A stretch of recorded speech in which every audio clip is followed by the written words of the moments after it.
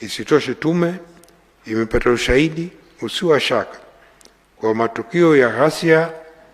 ya tarehe 29 Oktoba yalipangwa, yaliratibiwa, yalifadhiliwa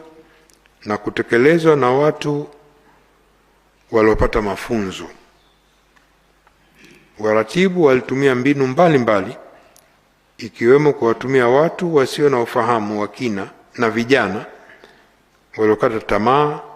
huku wakihakikisha kwa vitendo vya ghasia vinafanyika kwa wakati mmoja, kufika maeneo tofauti ili kuwachanganya na kutawanya jeshi la polisi. Mheshimiwa Rais, taarifa na ushahidi unathibitisha kuwa watu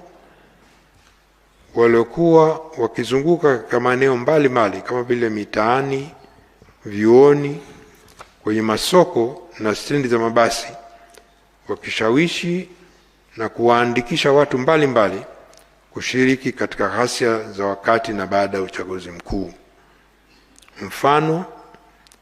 watoto wanaoishi katika mazingira magumu, waendesha pikipiki,